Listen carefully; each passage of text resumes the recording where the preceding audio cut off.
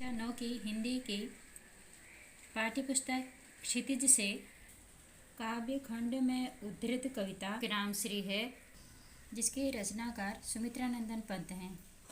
पूरी कविता की व्याख्या समझने के बाद अभी पाठ का अभ्यास कार्य इस प्रकार है, जिसमें पहला प्रश्न है, कवि ने गांव को जन मन हरता क्यों कहा है।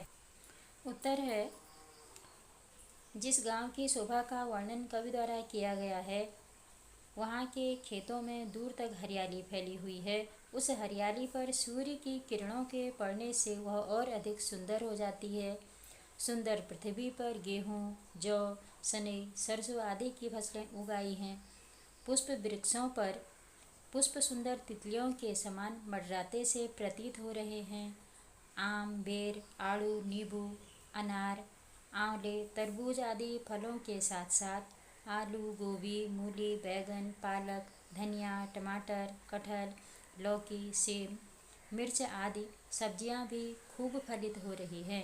कहीं पक्षी जल विहार कर रहे हैं तो कहीं गंगा की रेत सतरंगी सी प्रतीत हो रही है। यही कारण है कि कवि ने गांव को जनमन हरता कहा है। दूसरा प्रश्न है, कविता में किस मौसम के सौंदर्य का वर्णन है। उत्तर है, कविता में शिशिर ऋतु का वर्णन किया गया है, क्योंकि इस ऋतु में ही पतझड़ होता है। वृक्षों पर नई मंजरियों के आने से वातावरण सुगंधित होता है। प्रश्न संख्या 3 है, गांव को मरकत डिब्बे सा खुला क्यों कहा गया है। उत्तर है, गांव फल फूल, सब्जियों तथा विभिन्न प्रकार के अन्नों से पूरित है।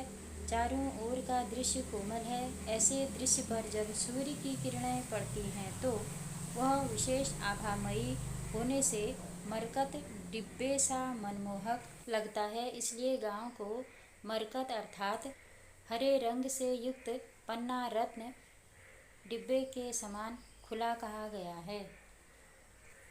चौथा प्रश्न है, अरहर और सनई के खेत कवि को कैसे दिखाई देते हैं।